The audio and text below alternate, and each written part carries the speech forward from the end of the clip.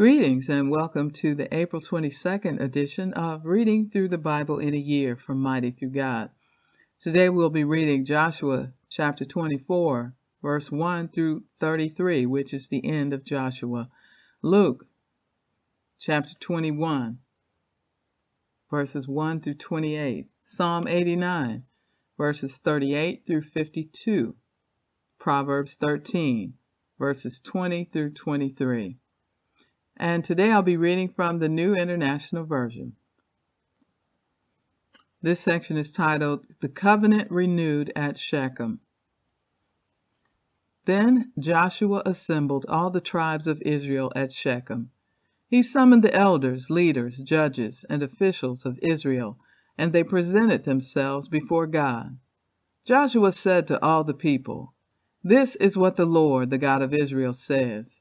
Long ago, your ancestors, including Terah, the father of Abraham, and Nahor, lived beyond the Euphrates River and worshipped other gods. But I took your father Abraham from the land beyond the Euphrates and led him throughout Canaan and gave him many descendants. I gave him Isaac, and to Isaac I gave Jacob and Esau. I assigned the hill country of Seir to Esau, but Jacob and his family went down to Egypt. Then I sent Moses and Aaron, and I afflicted the Egyptians by what I did there, and I brought you out. When I brought your people out of Egypt, you came to the sea, and the Egyptians pursued them with chariots and horsemen, as far as the Red Sea. But they cried to the Lord for help, and he put darkness between you and the Egyptians. He brought the sea over them and covered them. You saw with your own eyes what I did to the Egyptians. Then you lived in the wilderness for a long time. I brought you to the land of the Amorites who lived east of the Jordan. They fought against you, but I gave them into your hands. I destroyed them from before you, and you took possession of their land. When Balak, son of Zippor, the king of Moab, prepared to fight against Israel, he sent for Balaam, son of Beor, to put a curse on you. But I would not listen to Balaam, so he blessed you again and again, and I delivered you out of his hand. Then you crossed the Jordan and came to Jericho. The citizens of Jericho fought against you, as did also the Amorites, Perizzites, Canaanites, Hittites, Girgashites, Hivites, and Jebusites. But I gave them into your hands. I sent the hornet ahead of you, which drove them out before you. Also the 2 Amorite kings. You did not do it with your own sword and bow. So I gave you a land on which you did not toil, and cities you did not build. And you live in them, and eat from vineyards and olive groves that you did not plant. Now fear the Lord, and serve him with all faithfulness. Throw away the gods your ancestors worshipped beyond the Euphrates River and in Egypt, and serve the Lord. But if serving the Lord seems undesirable to you, then choose for yourselves this day whom you will serve, whether the gods your ancestors served beyond the Euphrates, or the gods of the Amorites, in whose land you are living. But as for me and my household, we will serve the Lord. Then the people answered, Far be it from us to forsake the Lord to serve other gods. It was the Lord our God himself who brought us and our parents up out of Egypt, from that land of slavery, and performed these great signs before our eyes. He protected us on our entire journey, and among all the nations through which we traveled. And the Lord drove out before us all the nations, including the Amorites who lived in this land. We too will serve the Lord, because he is our God. Joshua said to the people, You are not able to serve the Lord. He is a holy God. He is a jealous God. He will not forgive your rebellion and your sins. If you forsake the Lord and serve foreign gods, he will turn and bring disaster on you and make an end of you after he has been good to you. But the people said to Joshua, No, we will serve the Lord. Then Joshua said, You are witnesses against yourselves that you have chosen to serve the Lord. Yes, we are witnesses, they replied. Now then, said Joshua, throw away the foreign gods that are among you, and yield your hearts to the Lord, the God of Israel. And the people said to Joshua, "We will serve the Lord our God and obey him." On that day Joshua made a covenant for the people, and there at Shechem he reaffirmed for them decrees and laws. And Joshua recorded these things in the book of the law of God. Then he took a large stone and set it up there under the oak near the holy place of the Lord. "See," he said to all the people, "this stone will be a witness against us. It has heard all the words the Lord has said to us. It will be a witness against you if you are untrue to your God." Then Joshua dismissed the people, each to their own inheritance.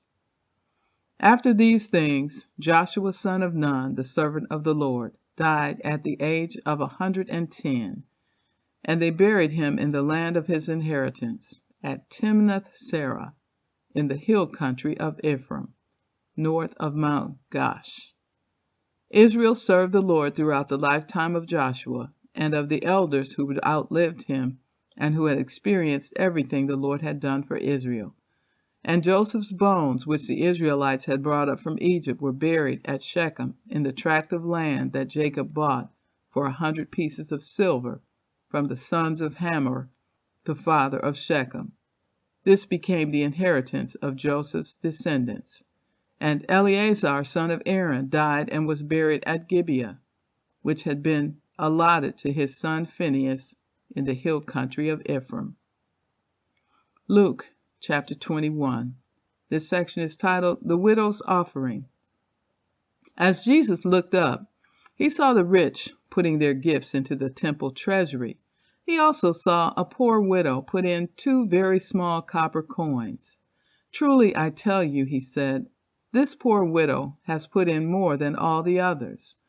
All these people gave their gifts out of their wealth, but she, out of her poverty, put in all she had to live on." Some of his disciples were remarking about how the temple was adorned with beautiful stones and with gifts dedicated to God. But Jesus said, "As for what you see here, the time will come when not one stone will be left on another. Every one of them will be thrown down." "Teacher," they asked, "when will these things happen? And what will be the sign that they are about to take place?" He replied, "Watch out that you are not deceived. For many will come in my name, claiming I am he, and the time is near. Do not follow them. When you hear of wars and uprisings, do not be frightened. These things must happen first, but the end will not come right away." Then he said to them, "Nation will rise against nation, and kingdom against kingdom. There will be great earthquakes, famines, and pestilences in various places, and fearful events and great signs from heaven. But before all this, they will seize you and persecute you. They will hand you over to synagogues and put you in prison, and you will be brought before kings and governors, and all on account of my name. And so you will bear testimony to me. But make up your mind not to worry beforehand how you will defend yourselves, for I will give you words and wisdom that none of your adversaries will be able to resist or contradict. You will be betrayed even by parents, brothers and sisters, relatives and friends, and they will put some of you to death. Everyone will hate you because of me, but not a hair of your head will perish. Stand firm, and you will win life. When you see Jerusalem being surrounded by armies, you will know that its desolation is near. Then let those who are in Judea flee to the mountains. Let those who are in the city get out, and let those in the country not enter the city. For this is the time of punishment and fulfillment of all that has been written. How dreadful it will be in those days for pregnant women and nursing mothers. There will be great distress in the land and wrath against this people. They will fall by the sword and will be taken as prisoners to all the nations. Jerusalem will be trampled on by the Gentiles until the times of the Gentiles are fulfilled. There will be signs in the sun, moon, and stars. On the earth, nations will be in anguish and perplexity at the roaring and tossing of the sea. People will faint from terror. apprehensive of what is coming on the world, for heavenly bodies will be shaken. At that time they will see the Son of Man coming in a cloud with power and great glory. When these things begin to take place, stand up and lift up your heads, because your redemption is drawing near. Psalm 89, beginning with verse 38. But you have rejected, you have spurned, you have been very angry with your anointed one. You have renounced the covenant with your servant, and have defiled his crown in the dust. You have broken through all his walls, and reduced the strongholds to ruins. All who pass by have plundered him. He has become the scorn of his neighbors. You have exalted the right hand of his foes. You have made all his enemies rejoice. Indeed, you have turned back the edge of his sword, and have not supported him in battle. You have put an end to his splendor, and cast his throne to the ground. You have cut short the days of his youth. You have covered him with a mantle of shame. How long, Lord, will you hide yourself forever? How long will your wrath burn like fire? Remember how fleeting is my life. For what futility you have created all humanity. Who can live and not see death? Or who can escape the power of the grave? Lord, where is your former great love, which in your faithfulness you swore to David?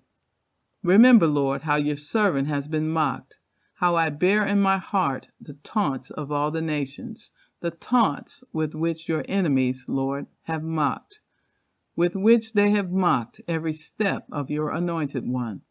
Praise be to the Lord forever. Amen and amen. Proverbs 13, verses 20 through 23. Walk with the wise and become wise, for a companion of fools suffers harm. Trouble pursues the sinner, but the righteous are rewarded with good things. A good person leaves an inheritance for their children's children, but a sinner's wealth is stored up for the righteous. An unplowed field produces food for the poor, but injustice sweeps it away. And so concludes the reading for April 22nd. Be blessed.